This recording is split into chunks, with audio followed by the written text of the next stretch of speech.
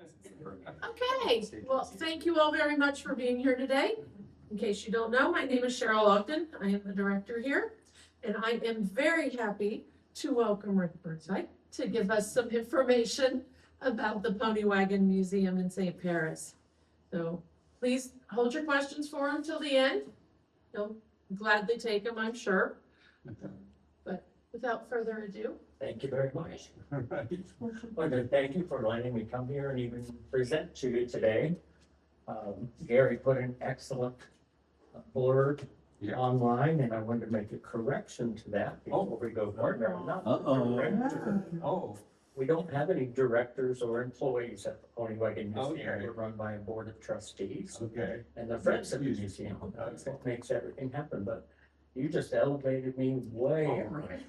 So yeah, that'll come with a pay raise and. Yeah, that'll be a salary. Anyway, I've been to the museum before, very nice, so Thank you. yes, so Thank you. recommend it. We're gonna talk about Walburn and Riker and the Pony Wagons, their rise to success and what happened afterward. Most of what you're gonna see are newspaper clippings. So it's the actual verbiage and wordage that was in the paper. The newspaper is not always 100% right. Oh, no. Sometimes 95%.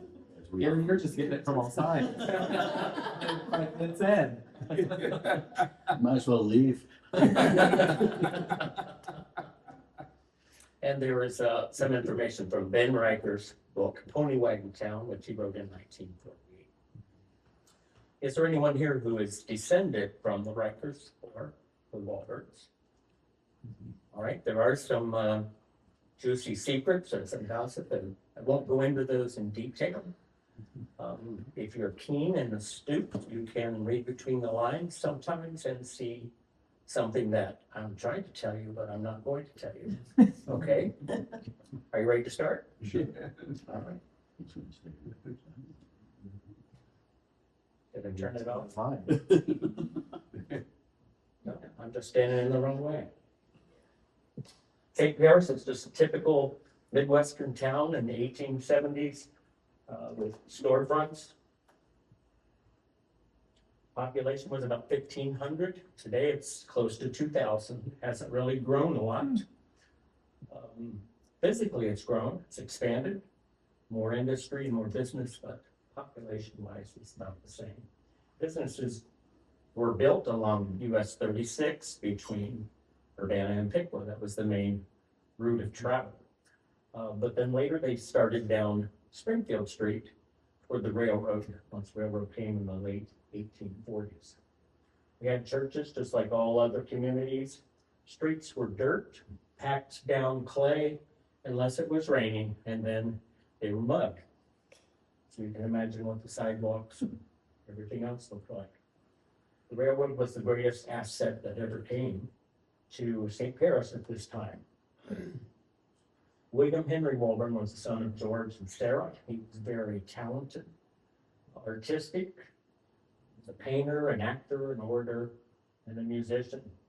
Ben Riker said he was a tireless talker, an extremely ornamental vocabulary. And you'll see in some of the ads that you can tell he's the one that wrote that ad. Freeman Riker was the son of John Riker, who was the mayor, the first mayor of St. Paris. He was a gentleman. He was very dapper, dressed immaculately, went to the barber sometimes twice a week to have his mustache trimmed and to get a good shave. Both attended the St. Paris School. Will graduated in 1874. They don't have a year for Freeman. He's not listed as a graduate, but the 1880 census said he went 4 years of high school. So we'll just take it at that. Will did sign painting. Painted windows, billboards. Anybody that needed a sign, he was artistic in that way. Freeman was an adventurer. He and his friend went to Colorado. They came back, found out that a lot of people were out of work. In 1877, there was a national recession. You don't hear much about that. We've had a recession before. Can you believe it? Freeman put in a feed mill in his father's flooring plant and started to grind feed there, and eventually rented a storefront downtown where he was selling different types of flour.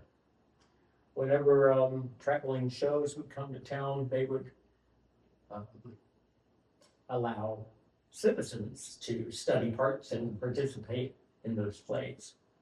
And both boys were in a play there on the left.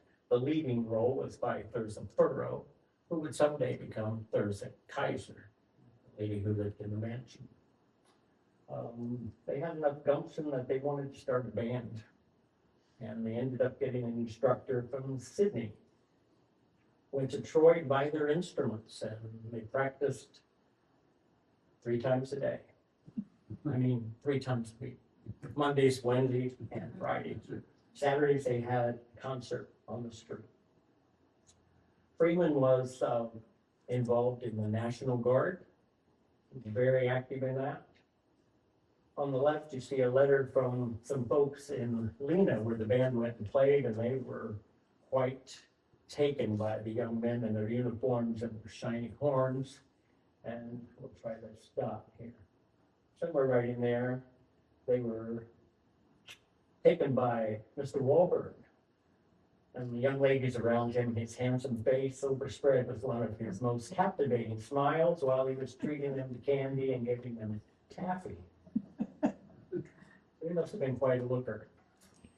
One of the first local telephones ran between the jewelry store and the hardware store.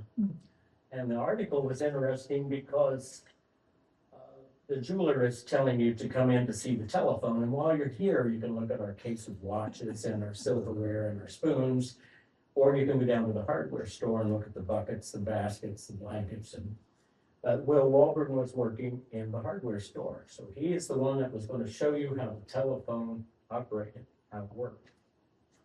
Both of these guys, they hung out together all through school, and as they aged, 1879, one evening during a severe snowstorm, they decided to run 3 miles outside of town and see who could get there first.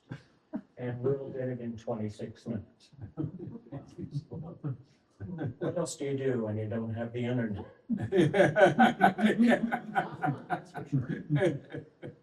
They both belonged to the Republican Club. They were both active in that. They even organized a township Republican club to support the county Republicans. Freeman's mill business is beginning to grow. He's offering sweet potatoes, buckwheat flour, and later on adds a partner, Mr. Daniel Bodie. But Freeman's kind of restless. He decides he wants to dispose of his interest in the milling business, and he starts to drive a hack for Mr. Saylor. Mr. Saylor is a carriage manufacturer close to the railroad. He actually puts pieces and parts of carriages together and manufactures them. He doesn't sell someone else's wares. He was born in Clark County in 1835. His father was at a very young age. And being on the farm, he learned to blacksmith and be a carpenter. And later went to New Carlisle on his own and sharpened his blacksmithing skills. Returned to St. Paris. Came to St. Paris. He didn't return. Came to St. Paris at age 24 with actually nothing, and built a little shop, started blacksmithing, and built it into a carriage manufacturer. It was one of 2 that was in town. He served on the town council, was the first vice president of the First National Bank, and he was also an inventor. A pretty unique fellow. He had 5 patents, which we'll go through quickly. One was a whip socket. Can everybody see you okay? Am I talking too loudly, too fast, slow? Everybody still awake? The 5th wheel was the most popular. Other carriage companies actually bought this patented 5th wheel from him to put in their carriages. He made a top that could go up or down within 30 seconds. And also other clips and pieces of hardware to use on the carriage. So Will ended up here when he wasn't at the hardware store. He was there painting, doing lettering or stenciling or pin striping on carriages. Freeman was driving the hack, which was a taxi. And when he wasn't doing that, he was inside in the trimmer shop. And so they both hung around that shop, got paid, but they saw that Mr. Saylor was taking parts and pieces and making carriages, and kind of got an inkling that they might be able to do that themselves. So in the spring of 1881, Will left Mr. Saylor's shop and took over the furniture building that was abandoned on Main Street and started painting signs and also repainting other people's carriages. Your buggy needed spruced up, you could bring it there and have it repainted. Might even have some fancy lettering put on it or pinstriping. He offered secondhand buggies, freshly painted at your prices. You make me an offer on whatever I've got fixed up, or he could sell you something new, which was finally finished and had a warranty, but that was at his price. These are some of his advertisements that he had in the newspaper. Freeman had taken off to Kelly's Island for Republican, our National Guard meeting.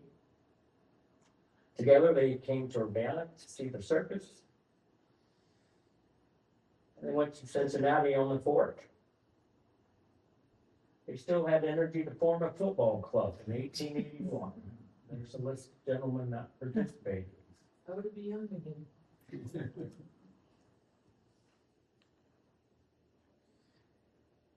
He was hired to letter the window for the Mutual Relief Association. Received praise for being a fine artist and a fine painter. In October of 1881, they formed a partnership and became Walburn Riker Fine Buggies. The wheel that hung at the top of their store downtown was painted gold. They bought wood hull buggies from Dayton, Ohio. They were in the white, they were all natural, no paint, no varnish, no finish of any kind. They could buy 3 for $200, turn around and sell them for $125 or $145 each, buy some more buggies and do it again. Of course, Will had perfected his painting skills, and Freeman was a trimmer, so he was doing the upholstery and anything fancy that you would want to do. In 1882, Will enrolled in the Technical School of Carriage Draftsman. Once you got out of high school, not many adults went to college unless you wanted to be a professional physician or an attorney or something like that. To further your education, otherwise, you enrolled in correspondence schools. It was common. If you wanted to learn how to be an artist or special art technique, you could enroll in a correspondence school. The school was by Andrew Johnson. He worked for the Brewster Carriage Company in New York, one of the oldest companies around. He had devised a group or a staff of people who would make blueprints of carriages, carriage parts. Those would be mailed to a student, and the student was to make a copy of that blueprint, 1/2 scale larger, 1/2 size smaller, or quarter size. You had to follow the instructions. They could not write on the blueprint because he reused the blueprint. He sent it on to the next student.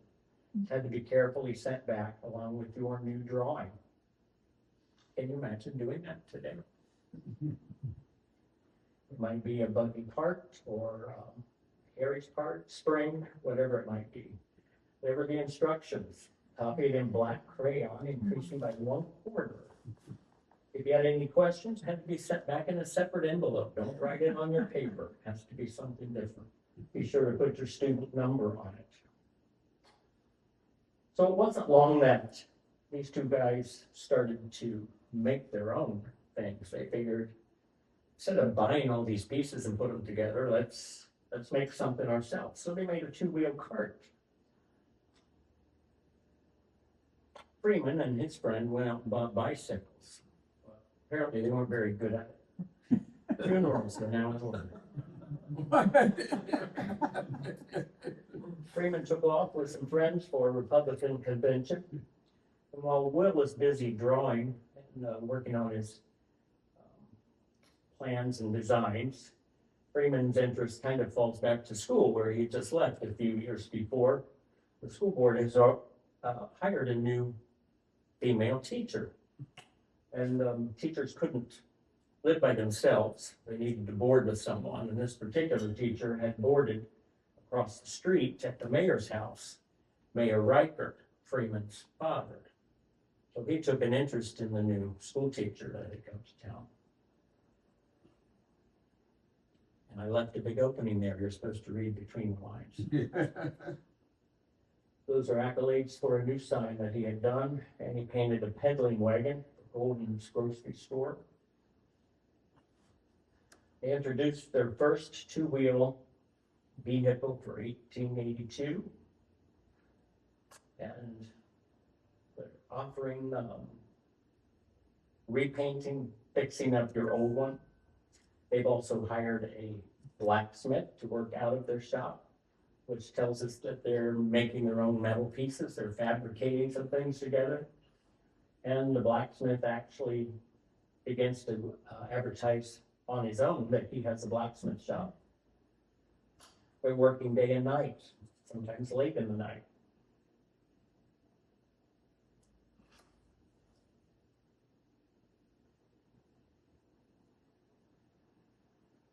They started to add novelties to the things they were creating. The security rain holder was one of them. That's just an extra. Maybe they threw it in for free. I don't know. But it was probably very affordable. And Freeman decides that he wants to get married to that school teacher. November of 1883, this was the largest building downtown, 3-story brick, called the Bowersock Block. And early Thanksgiving morning, there was a fire that started at 2 in the morning. And this is that same building after the fire. It started right there where the fire is burning, and took out most of that block on that side and blew across the street, taking that out also. Pony Wagon shop is where the blue arrow is. So they were not affected by the fire miraculously. The wind blew away from there. Someone has some more information on that fire, but I think she's sleeping at the camera. The Walburn and Riker were not only thankful that their shop was spared, but they also supported the businessmen and their town. So the week after the fire, that's the ad they put in the paper. They put a very large ad, paid money to the newspaper who had suffered some damage during the fire. They're just good guys. And there's a little boy born to the Riker house.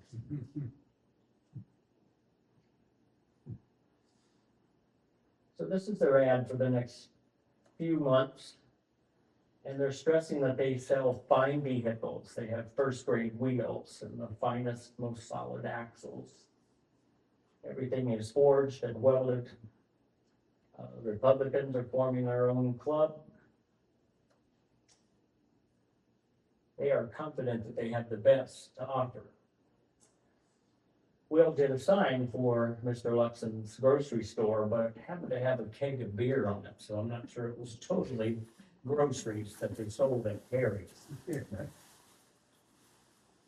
Following year, their former employer, Mr. Saylor, passed away. Will is serving as the town clerk. Freeman is the representative from Johnson Township, and he's also on the fire department. How did that jump up there? I don't know. Mr. Walburn still painting signs. And he bought a house on Main Street, paid $800 for the house and the lot. And there's another baby at the Riker house.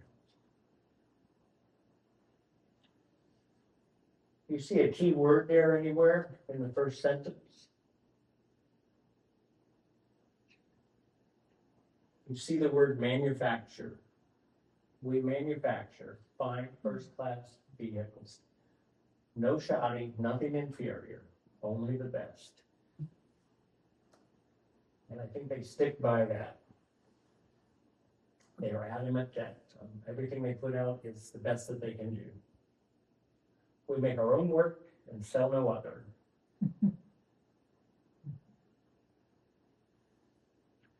People recognize that. Now, they come from out of town to buy those buggies or to have signs made. And there's another girl at the Riker house. Nobody wants to be clerk, not even the clerk. If anyone wants this position, he should embrace the opportunity and make it known to all men. So they nominated two people, Will and Mr. Reiner, and they both declined. So Mr. Fraser from the grocery store was nominated and elected as clerk. Still, they're wanting you to know that they have fine vehicles, but here they have run out of room in their factory. So they have rented the second floor of the new building across the street where the 3-story building burned. It's been rebuilt as 2-story. They have rented the whole second floor, and that is their showroom. It's a pretty good size showroom. One of the first shorthorn cattle auctions was in St. Paris on the square. Every businessman donated $1 for the judging and for the auction. They all participated. Will is involved in the Chautauqua Literary Society. Anyone know about that? There's one. There's a member right there in the back row. 1887 was the Champaign County Fair. This is the first time that anyone from St. Paris exhibited carriages at Champaign County Fair. And I'll tell you a little bit about that. They tied 5 buggies together, ran the shafts up the axles of the other, pulled them down the dirt road 12 miles from St. Paris to the county fairgrounds. If you can imagine what the buggies looked like, and then cleaned them all up. Be dusty and dirty unless it was raining, of course. Another ad for fine vehicles. These are some of their designs that they've come up with. The repository is now filled with large stock.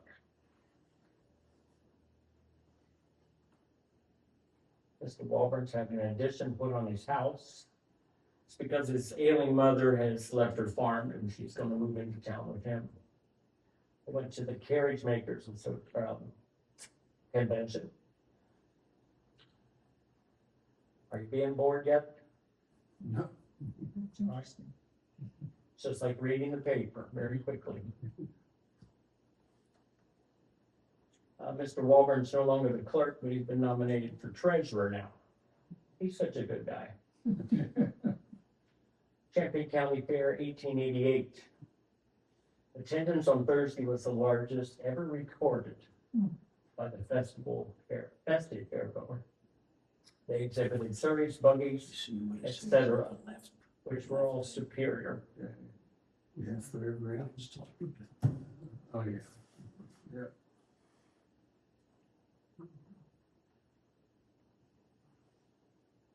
Did you read it twice? Read this way.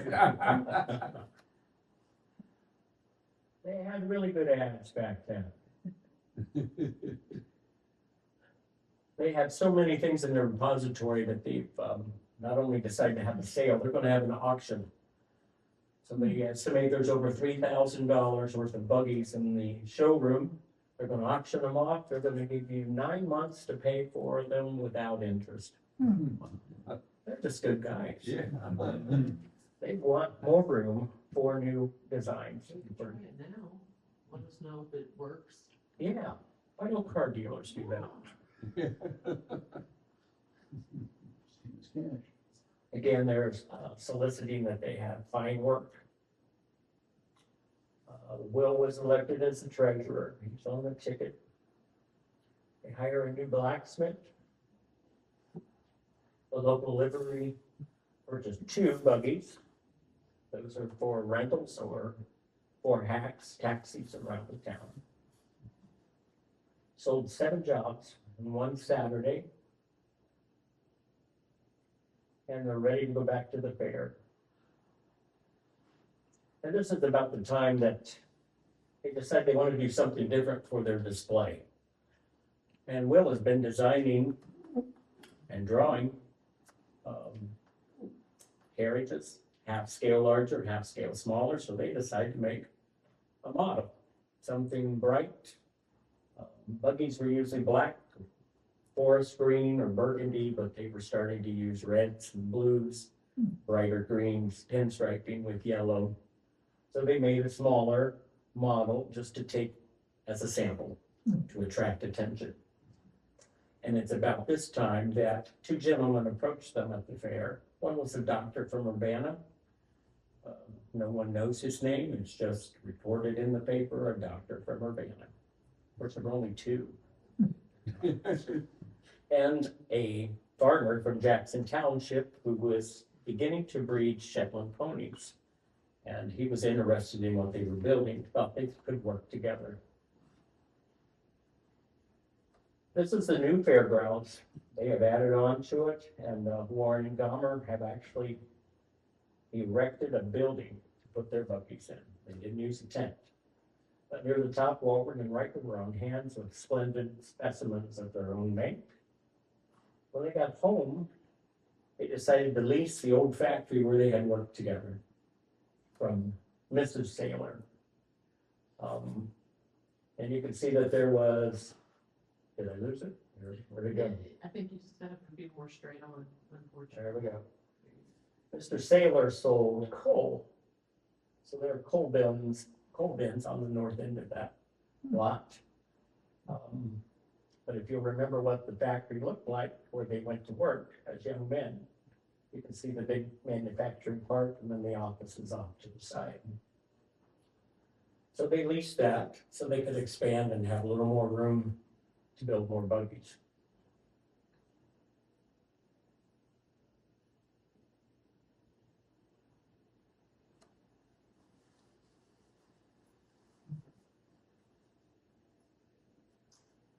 They're introducing their new design. It's called the Star Piano Box Buggy. It's said to have not really embossed, a raised wooden star on the side of the body. And we've not seen one. If you find one, please buy it and then get hold of me. They shipped their first, this is the first that we know of, shipped to Washington State. They now have an agent in New Carlisle who's selling their buggies. Again, they're saying they make their own vehicles with the finest finish and the finest varnish.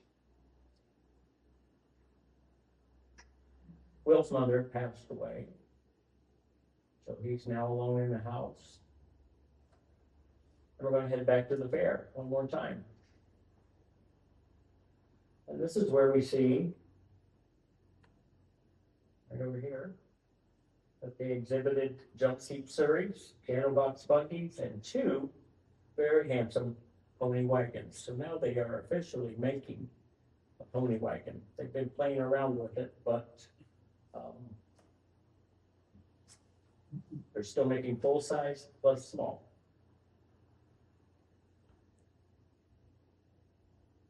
And they're selling coal. That's a good side hustle for them. Coal and firewood. We'll see here they advertise it as Shetland pony wagons. So they're working with Mr. Baker, still treasurer, still selling coal. And we go to the fair another year. Here they have a beautiful line of their own work. Their line of miniature vehicles for ponies is one of the most attractive on the grounds. So it's not just 2 this time, they have a whole line of pony vehicles. That is a Cutlander. Do you know the purpose of having a cut under in the bag? What would be the advantage? Lighter weight. Lighter weight would be good. Ideally, it is put there so that you can actually turn on a dime. The wheels would actually fit underneath the carriage and one could turn around on one wheel. Not too safe for a little kid to be driving, but be good to parallel park with. Better than I could do with what I thought.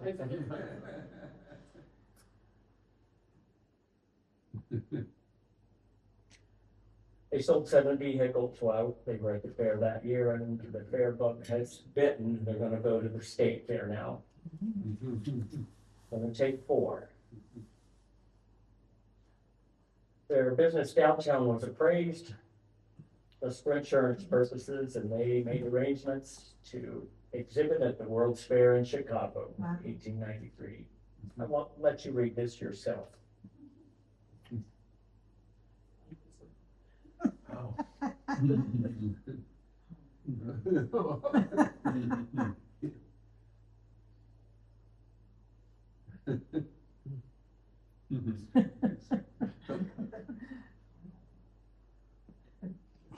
Gary, this could bring the paper back if you could start doing articles like this. Yeah, everything wasn't rosy then, but you know, they didn't really use a lot of names, they just. It's interesting. They're now turning out 1 pony cart a day and they're behind in their orders. Mr. McMorrin bought a Riverside for he and his family to use. And there's a little girl born at the Riker house. They're starting to make negotiations to buy lots farther west from their factory along the railroad to move the coal business to. Right now, the coal is unloaded on the other side of the tracks, shoveled onto a wagon, brought over to their lot, unloaded into a bin. So they want to dump right into the bin along the railroad. They were invited to come to Urbana, and Mr. Weaver, Rhodes, O'Connor, Bennett, and Hams. And they were wined and dined and tried to be persuaded to move their factory to Urbana. What do you think? Gonna happen?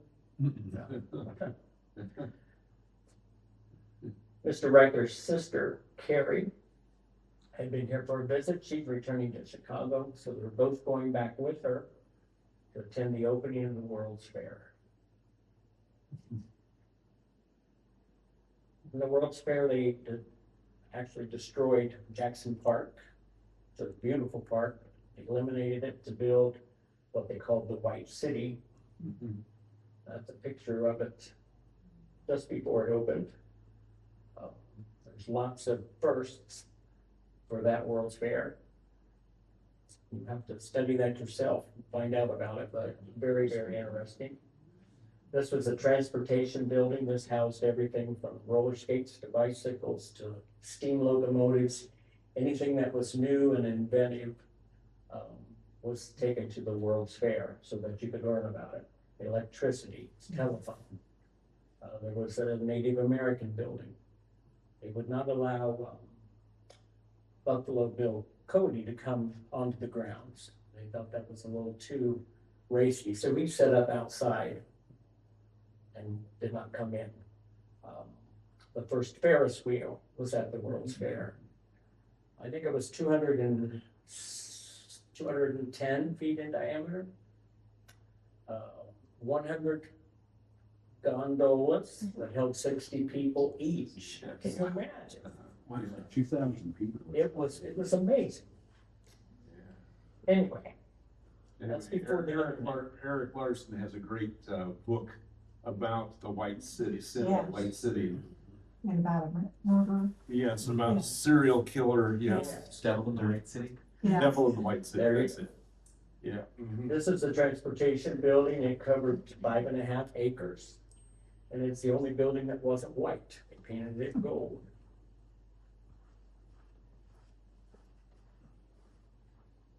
So they ordered a couple paper mache ponies to put in their exhibit. They're gonna go all out. This is not a state fair or the county fair. This is the World's Fair. So they've ordered some props. Re-wax figures, they got brass railing, desks, and it's probably going to be the first time that they have a catalog. They've hired a salesman to work in their showroom now. So they're not making sales physically at home anymore. Their salesman is doing it. They're always hiring. I didn't find that they fired anyone, but they're always hiring new people. And what we believe is the first catalog was in 1893.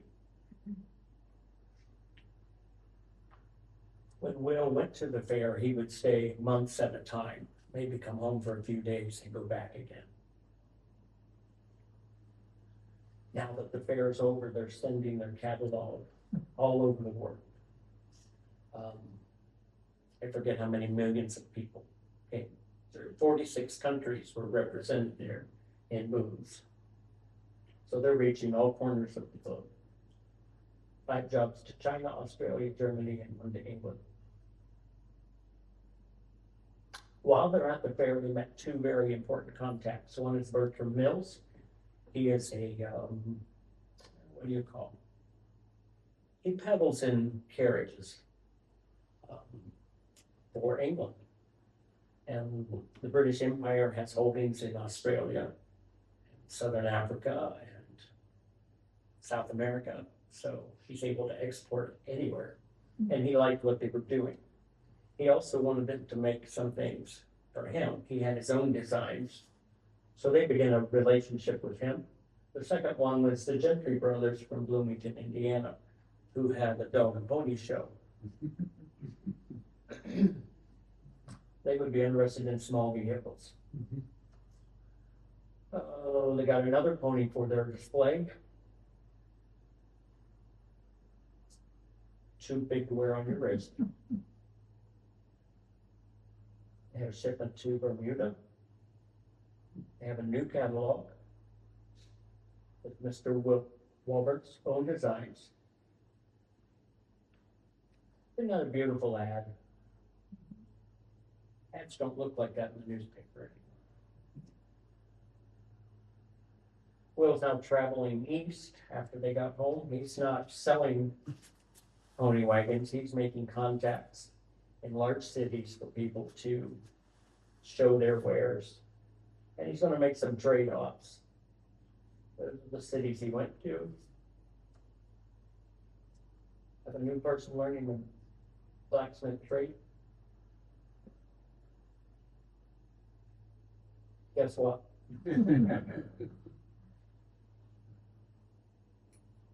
This is from the Carriage Journal, and they're just expressing that everything that Walburn Riker does is to improve what they have. They're always looking for an improvement or a way to make something better to give their customer better quality. And then they go on to say that anyone that inquires of them, they direct them to do the same as Walburn Riker's doing. If you want to be successful, follow them. In August, now it's Will's turn to get married. Near the bottom of the article, it says he lived the life of a bachelor only a few years as a dutiful son to comfort the declining days of an aged mother.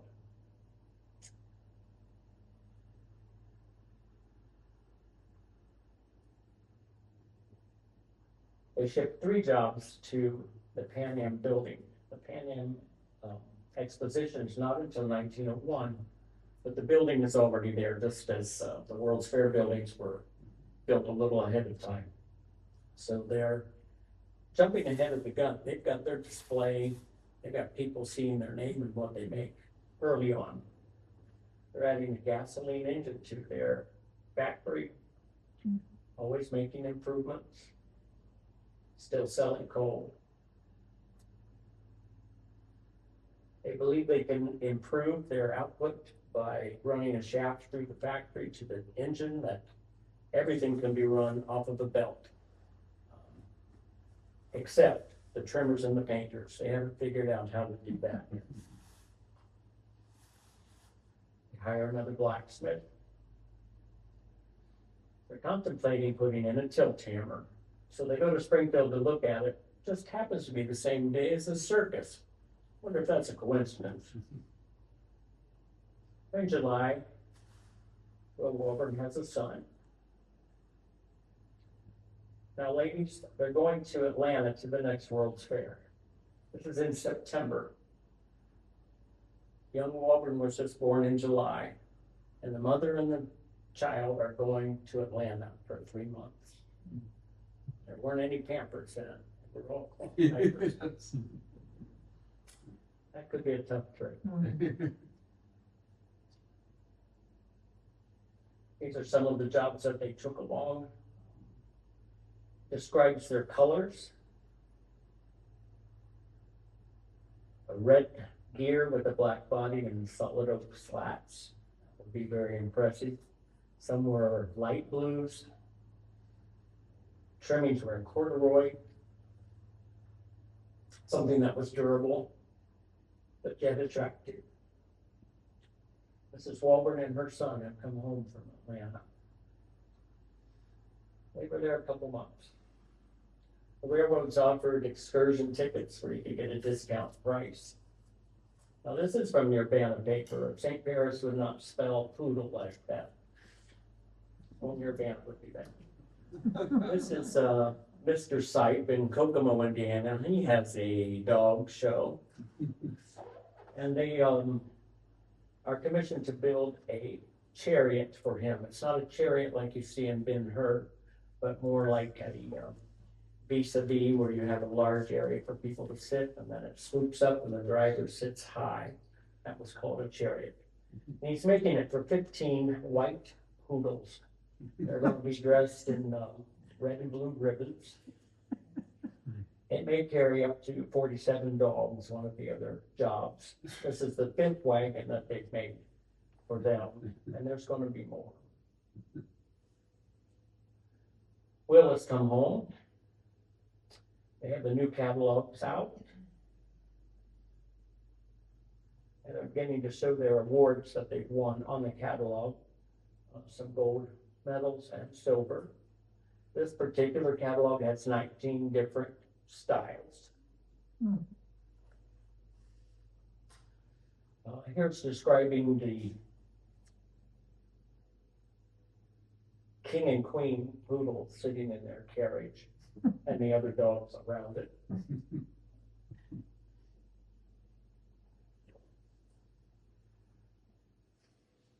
Wish I had a picture of them. Yeah.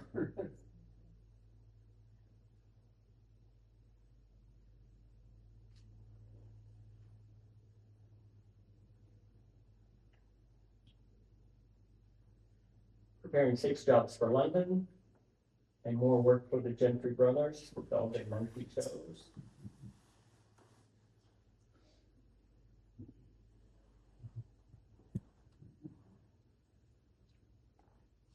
That one's going to be drawn by 4 ponies. And they do something unusual that factories don't do now. They invite the public to come in and look at what they're doing. You can come in anytime while we're working, just come on in and watch. So one of the things they've made is a chariot for a pony breeder in Iowa. And it had special ball bearings in it. It was to be used in a racing demonstration. The other one is the Gentry brothers. It's all in aluminum and blue, holding dogs, monkeys. Is this the one? Yes. This one has a box in the center where the poodles and dogs sit around a mast that goes up in the center. And just above where the dogs can reach, there's an arm that comes out and a basket. And there's monkeys in the basket. So the monkeys come out and swing on a trapeze just above where the dogs can reach. Now this is going down the street in the parade. They do that. Wow. Why don't we do things like that? Yeah. They reduce their workforce to 3 days a week.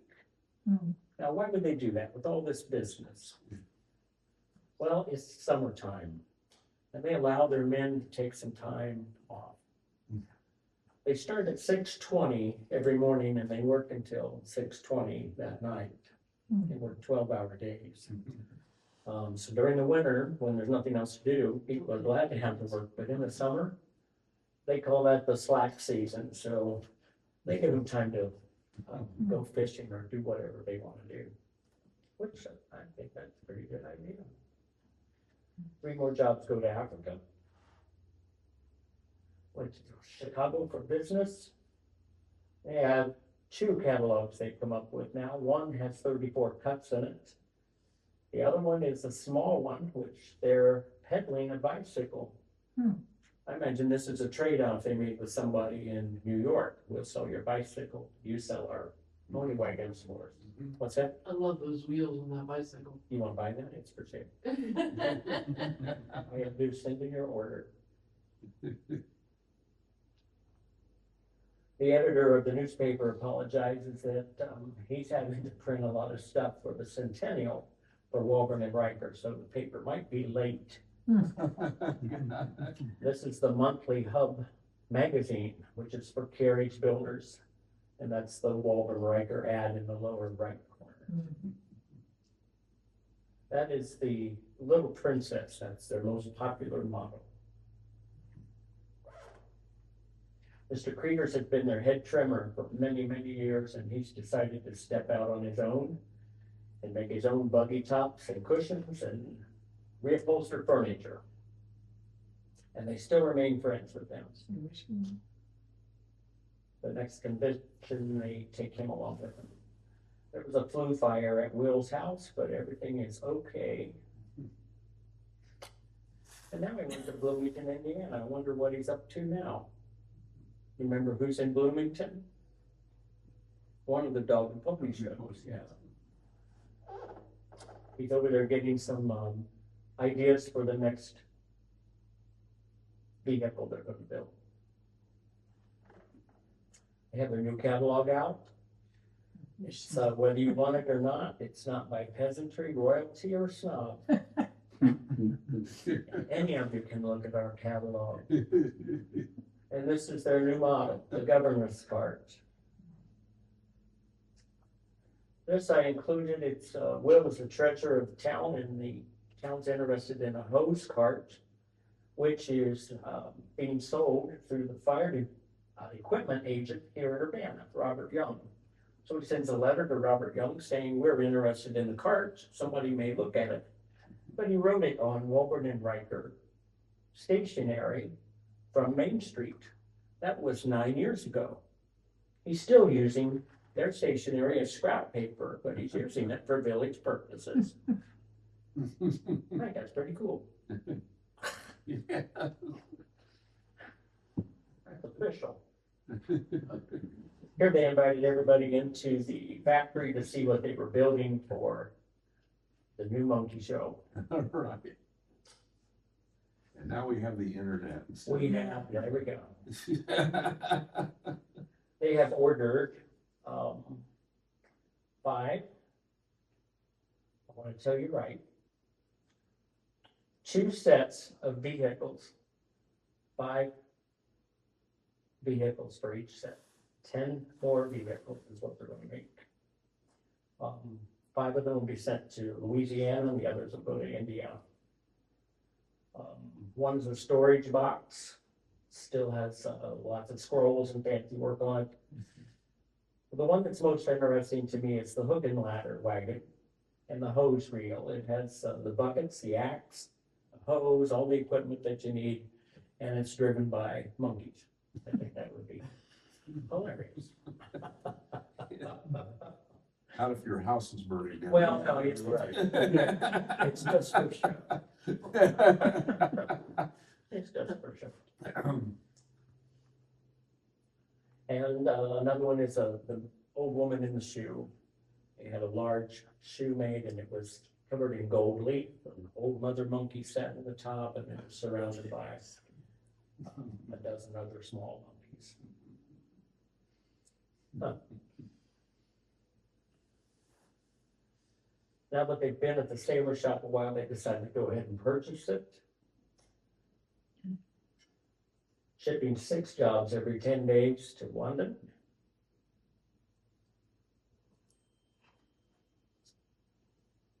Carriage Makers Convention in New York. The addition they're gonna put on now is 40 by 75 feet. So they're actually adding on to the back of the existing old factory. Coal sheds are gone.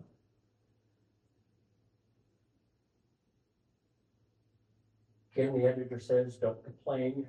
I'm still printing. To the Norris brothers,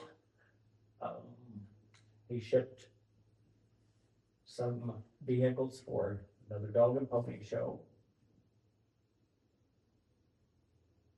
This one's made, they're running to a fire, but the left wheel falls off. So the driver jumps off and holds the pony. The other monkeys lift up the wagon, put the wheel back on, they climb back on, and they take off again, and the wheel falls off. So could be quite exciting. Bells and whistles. Mr. Mills comes over from London, brings some new designs that he wants done to take across. And big sales to South America, I think. Going to see that there's 300 carts that are going to go to South America.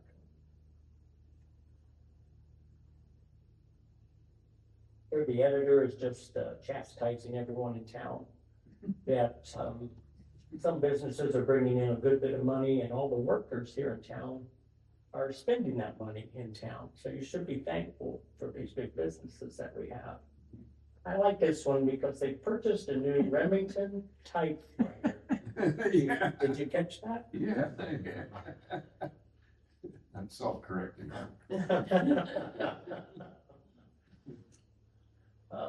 In all this remodeling, the village has required that they put in new sidewalks, so they're asking for a little more time to get that done.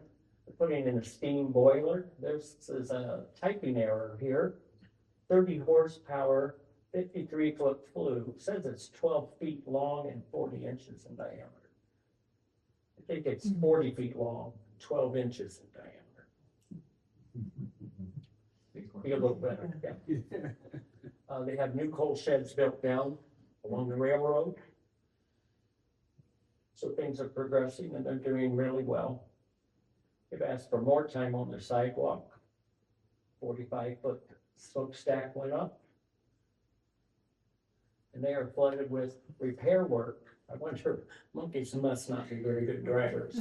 And new work for pony shows. Or the dogs are having a few accidents on them. Oh, no, look at the dogs. Yeah. Today they're creating more vehicles to go to London. And some of these vehicles, have you seen the movie The Quiet Man with John Wayne? Remember the cart that they were riding in when they were recording? The driver sat one way and they sat opposite each. Similar to that, it's a high wheel English cart. They built many of those. They're also now able to put rubber tires onto the wheel. They've been purchasing wheels that way. But when they're repainting and refurbishing your old one, they can put new rubber tires on them.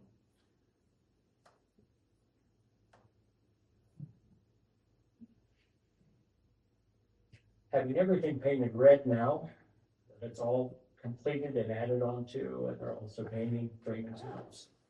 I'll let you read this one too.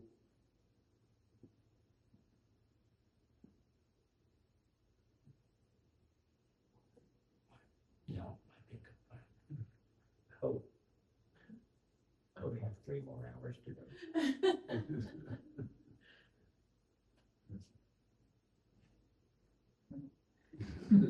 They don't say that in the paper anymore, do they? Wow. So now they're having an house. That's Cyclist. Jeez. And Mr. Walburn has his own new rig to drive to work. They're preparing another 22 vehicles to go to South America out of the 300 order. And they're taking 22 vehicles this time to the state fair. So business is good. What do you see different about this coal ad?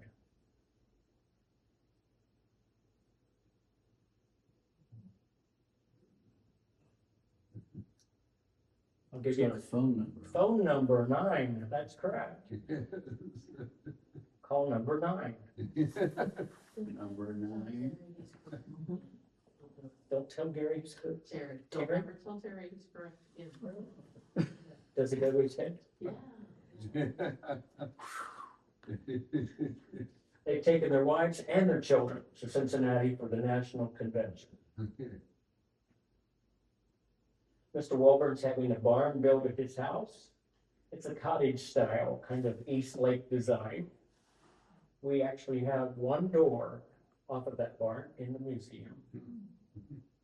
They're designed and built an ice wagon to go to Siam. If you can imagine the need of an ice wagon and how to Yeah.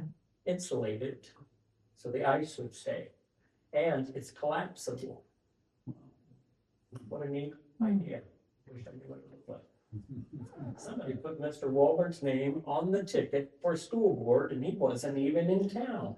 The only time to put something on there. So he says, you know, I wasn't even here, but thank you, I'm gonna withdraw my name. They hired a young man from Maplewood to be the stenographer. He couldn't make it, so they hired somebody from the university. 1901, they're gonna head to Buffalo, New York. There was a terrible snowstorm and it's all delayed for 20 days. Not even gonna open.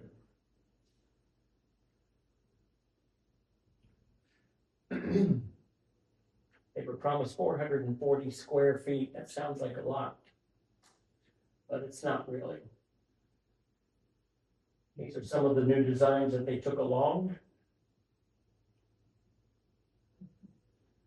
I won't bore you with all the details. I could go on for days. Mm.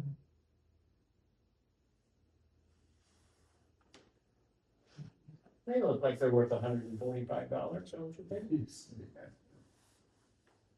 And this is what their exhibit looked like, 1901. Photographers went around during the closed hours and took pictures of each exhibit. Hmm. This is out of the Carriage Journal. It's been AI enhanced if you look at it close enough. Again, Mr. Walburn's going to be gone several months. They now have new sod around the factory. He sent home a large number of flags that were left over from the Paris exposition. Still selling pony wagons. The grocers from Champaign County went to Buffalo for a convention and they ran into Walburn Riker.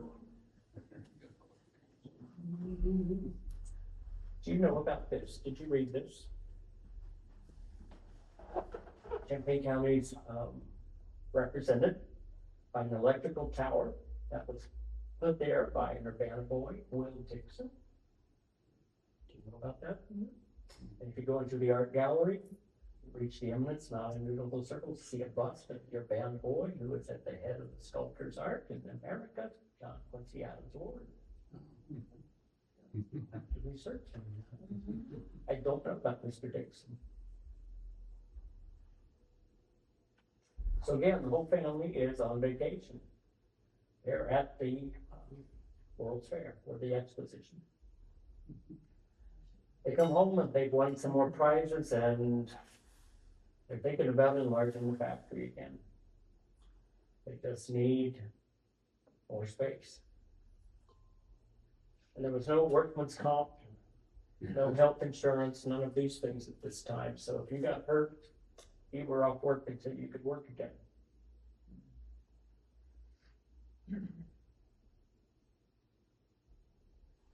They put up a 45-foot windmill to pump water, to force water into the factory. That's a pretty big windmill for 1900s. Here you see their ad is much, much smaller. It's on the right-hand side, halfway up. I think they're conserving their money a little bit. there again, somebody was trying to, let me go back, tried to say that Walburn and Riker was gonna move to Urbana. They expressed to move over here. Then it came out in another paper that they were not moving, but they were making, or had purchased the Kelly property just south of them. It's just a little narrow strip of ground with some old buildings on it. And they had been talking to them for some time, wanting to buy that, but they didn't want to sell. So I kind of think the article was to trick the Kellys to think that they were moving to Urbana. But they weren't, because consequently, they ended up paying $2,500 for that little strip of ground with old buildings, which is about 5 times what it's worth.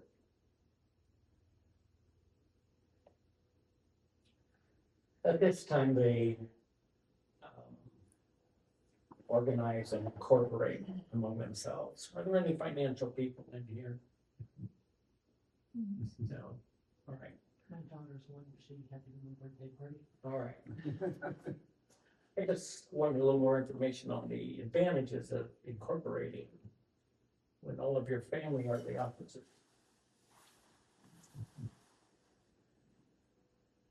So they've incorporated, they have $100,000 stock. They are adding another addition to their factory, which is about the same size of what they already have. They're going to end up with 50,000 square feet of working space.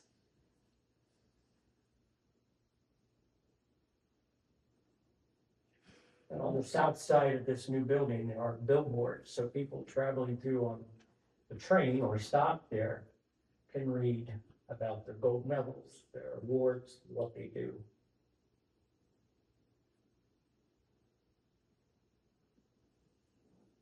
They've enlarged everything except ponies. We're still waiting on the ponies to grow.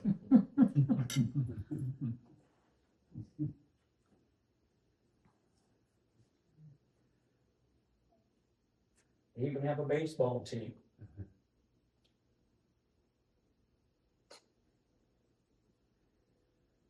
$60 by $135 was the addition. So it's 50,000 square feet, and it is finished, and they now employ 60 men. 1904, they head to the World's Fair in St. Louis. This is the photo from the glass negative that the photographer took. The sign in the center that says Walburn and Riker Company is painted on glass. And it has gold leaf paint. And we have that in the museum, and it is a wonderful gift from the Champaign County Historical Society and Museum. Correct? Thank you again.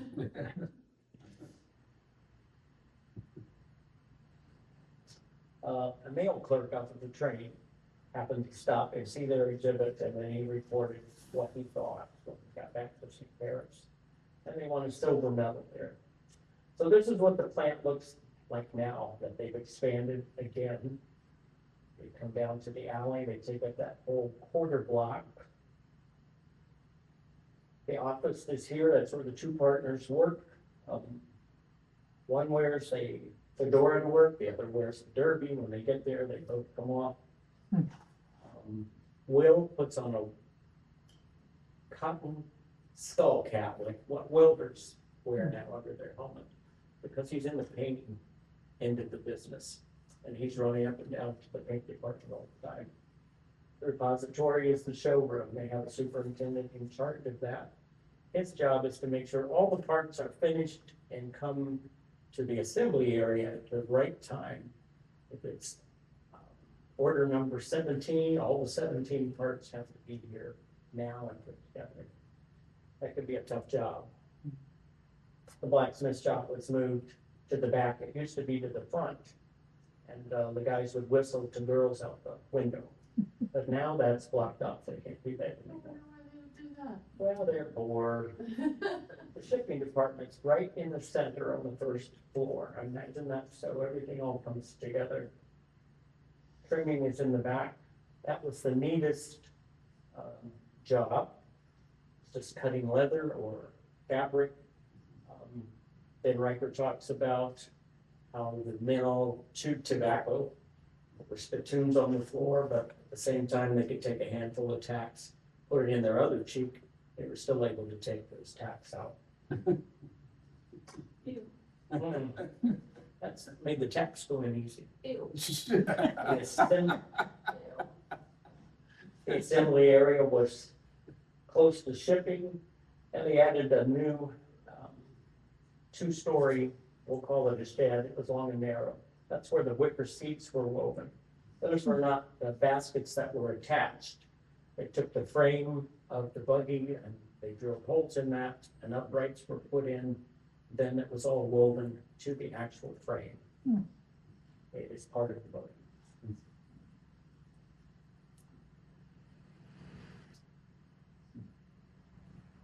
They hire a lot of bookkeepers and stenographers. And we'll find out why here in just a minute. They come back from the World's Fair. One thing that they worked on, they're getting all new machinery. They're switching to electricity, electric motors. Not everything is gas driven. And they put cement on the floor.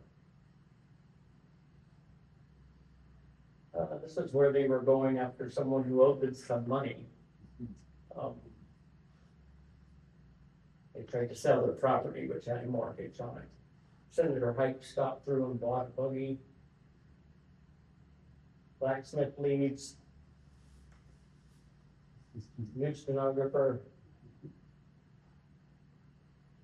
Will was appointed as a judge for the light harness and saddle horses at the county fair. The Carriage Monthly, near the bottom, says the company have had many inducements to remove from that town. It's a more centralized location to accept tempting offers. But they are Ohioans, and more than that, they belong to St. Paris, and they intend to remember St. Paris and its people and its kindness to them, and the good feeling that prevails. To build their business to larger proportions right here. These are some of the items they took as advertisement and souvenirs and mementos to the World Fair. This is the most popular bookmark. It's actually been torn in half, as many of them were, because they were extra long. And people folded them over to put in the book. So it eventually tore.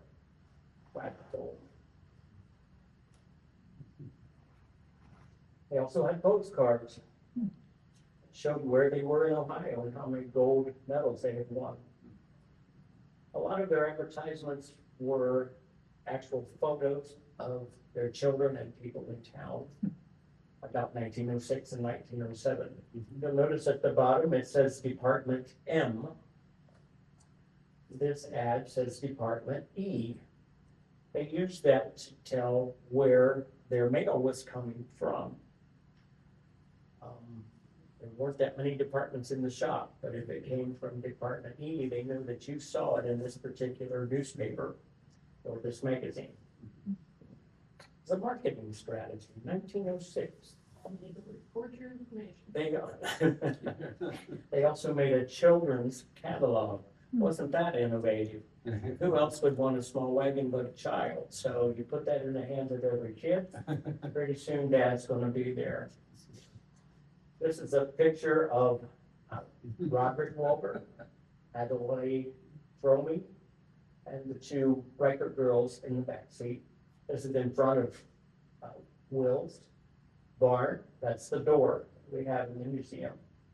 And this picture became the most famous postcard of all for Walburn Riker. You see hundreds of those everywhere you go.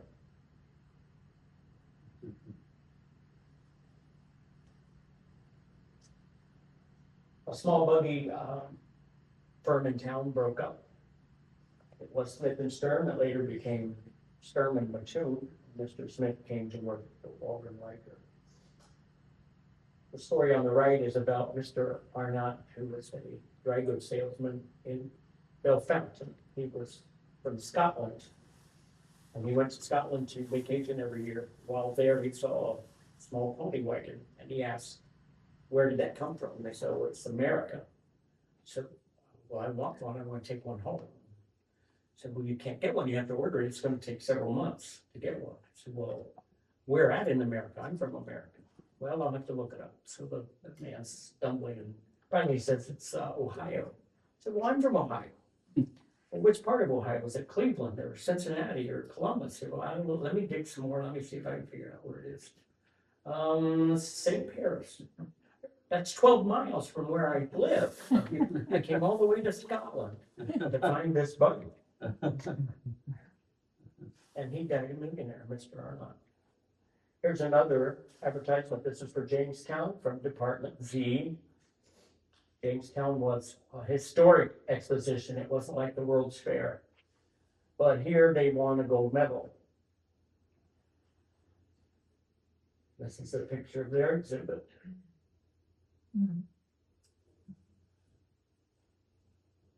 While there, Roderick won a drawing contest. He's an artist just like his dad. Other gold medal winners with them were John Deere, General Electric, Dayton Motor Company, International Harvester. I think that says a lot for their work.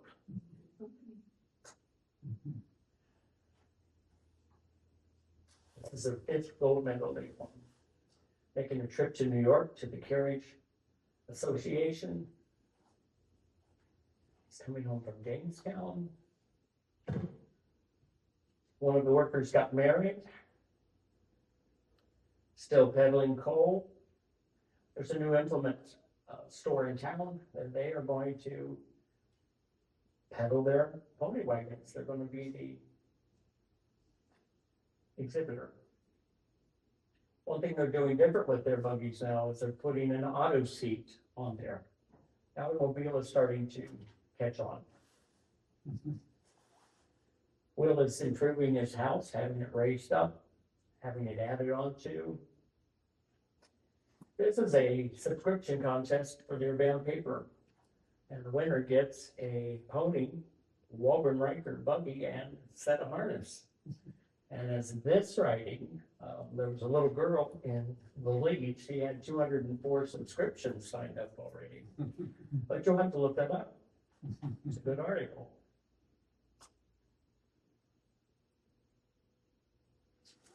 Night watchman gets to go on vacation. They have a traveling salesman now, not only the one in the showroom.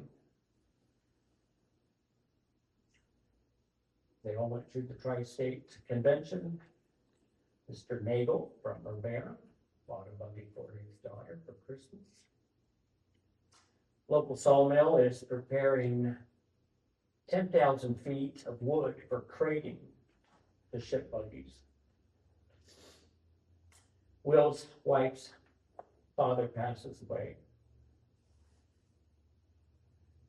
These are the ads from the implement dealers that are now carrying Walburn Riker buggies. $115, pretty good buy. Couldn't get it for that now. No. March the 5th, 1909. Will gets up and builds a fire, says he's going to go outside to feed the goat. But he never comes back. They find him in the hay mow with a rope around his neck. And there are rumors and stories in St. Paris and Urbana and all around and in the newspapers. And the Carriage Monthly report said he was a modest, unassuming, earnest, conscientious businessman. That was his character. He was diplomatic, careful, and ever ready to lend a helping hand. So everyone suspects that they are in trouble, that they're in financial trouble, they're going under. And his partner says, no, that's not the case. He's just hasn't been feeling well. He's been spending months at these events, and we're getting old, and you know. But at the same time, Great Britain's having turmoil. They are at war with everybody. So there are fewer and fewer shipments going overseas.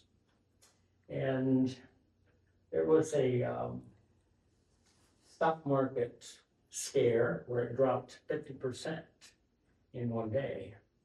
So that affects not just today, but the economy all the way around. And I'm gonna ask the gentleman in the back to tell us what the other thing is. It's a surprise. We heard this from a Walburn family member that told us something that happened, which could have very well affected the result. Go ahead. Well, this is a story that Dale Thornton shared with me. They had a large order for buggies to somewhere in San Francisco. And they were en route. And it was quite a large order, a big train load of all these buggies, and it represented a tremendous financial investment for the company. While they were en route, the earthquake hit San Francisco.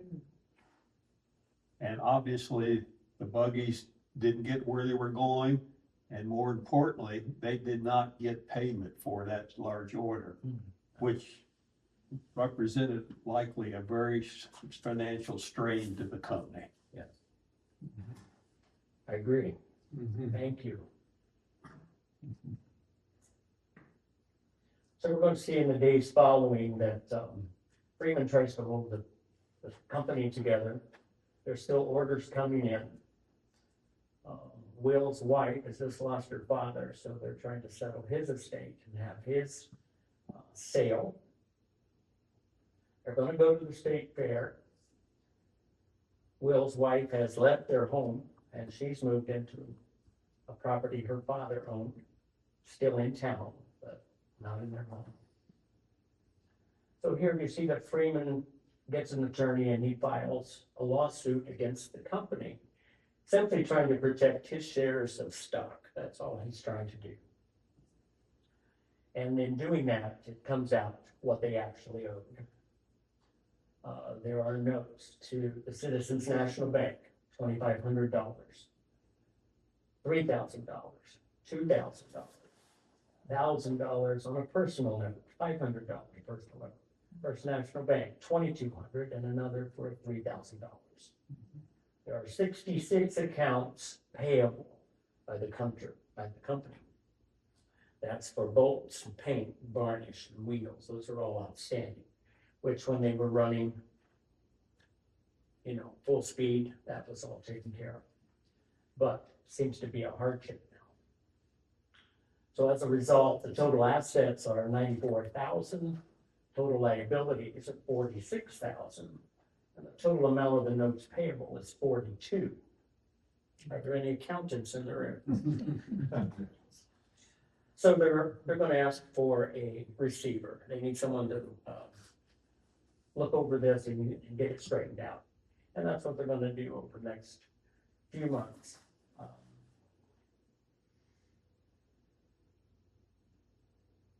Then there's a rumor that the man from Chicago is going to come back and build automobiles there. That's Mr. Kaiser. He grew up in St. Paris. He's been building bicycles, making horseshoes, now he's making cars. And there was a rumor that he would come back. I don't think it would have been big enough for him to make automobiles. It was too small in the long run.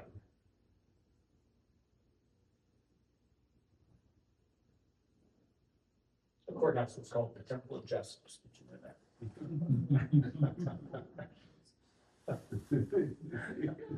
Temple of Justice. So now the stenographer has resigned.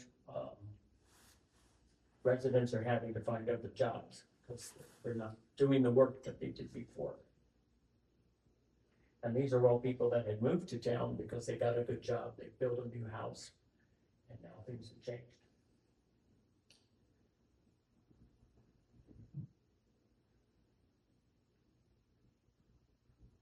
So they've appointed a commissioner to determine whether it should close or stay open, and he's determined it's going to have to close.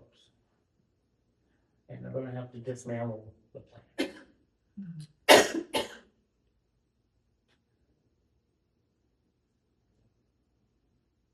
So we're going to start with the coal sheds that they built down the way. We're going to sell that at auction. And fortunately, a lot of people in town showed up and ran the value of the property up. sold for $700 more than what it was appraised for. Because the people in town want the factory to stay. They're gonna try to do anything they can to keep it open. So John Prince and his son purchased the coal lots, they built an office, and any of you from St. Paris have heard of Prince Allen Coal. They were there for a long, long time. New physician comes to town and takes over Blanche's house. She and her son have moved to Big One. Things going on in town, they just can't stay around. They need to go somewhere else. Now there's talk that the underwear factory in Pickle might come to St. Paris and operate. Wouldn't that have been exciting? Atlas Underwear. Still selling buggies. Freeman's motion was overruled. But still, the court's gonna allow them to pay dividends to the stockholders, but he's not gonna get all of his shares back. So they decided they're just gonna sell. And they set a price where it has to bring a minimum amount. But it didn't sell. The grain elevator next door offered about 2/3 of the appraisement for the equipment. There were no bids on the building at all. And the building's not that old, they just finished it. So they did find a new buyer the following year. They were from Springfield. They're gonna continue making pony wagons. They have some backing behind them. They purchased it for $6,500. Everything in it.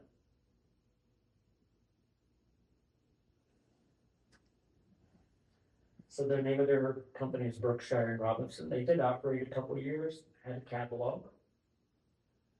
They're still getting orders. These orders are from the Walburn Riker factory.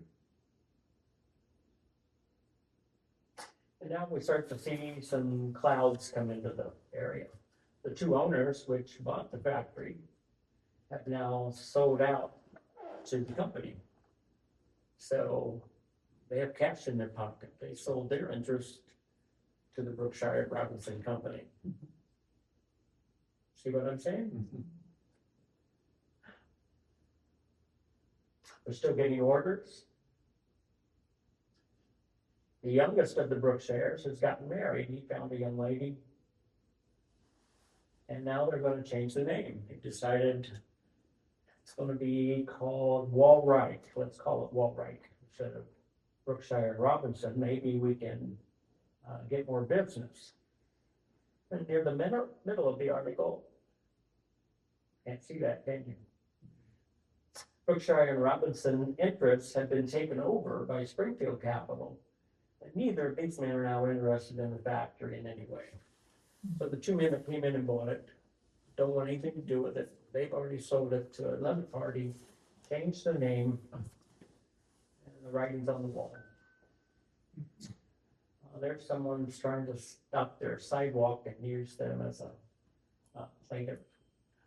They're selling buggies for $85. $85. They make one for the Count Del Rico of Gibraltar. Said that to him. They're having a closeout sale of winter buggies. They make a buggy for the smallest horse. I don't know if it's the world or where he is. He's in Pennsylvania. It's a real horse, 32 inches tall. They take out the new motors and put in smaller electric engines. They remodeled the plant, took out most of the heating system and only heated the couple rooms that they were actually using. So they're spending money that they probably really shouldn't. But anyway, they're still selling a buggy now and then. $85, and you can order it. They'll make it to your specifications.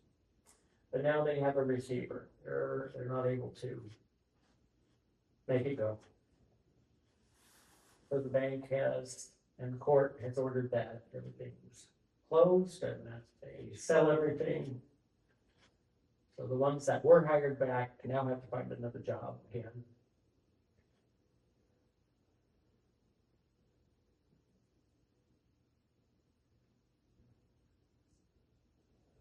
The man who is doing the wicker work wants to continue making wicker in that long shed.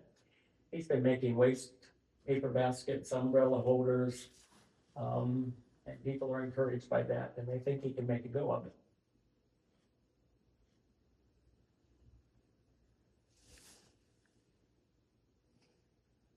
And what they're selling are all full-size buggies. They were not selling any pony wagons.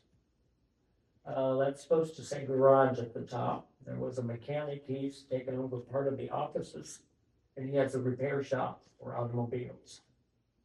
So the building is being used, but it's not as a factory. There were no bidders for the factory at all, so they modified the orders, sell it for whatever you can get. So they are selling everything inside, machinery, pony vehicles, buggies, nuts, bolts, wood, anything. At the end of it, he received $15,900 at the auction, paid out $13,000 in bills that were due. And he's been relieved as the receiver, discharged. He had nothing else to do. It was bought back by Third Savings and Loan in Pickwa. And I don't know when the building was actually raised or torn down. I haven't followed that far. It's too sad to go any further. Something that great. Even though it's gone, we're so proud. School, 2 young schoolboys grew up in their first factory. Some of the things they designed and came up with. First place they worked together.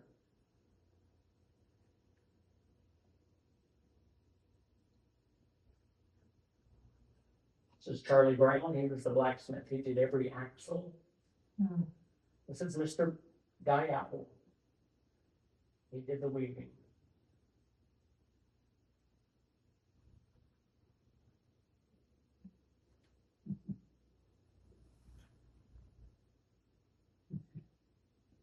Are there any questions today?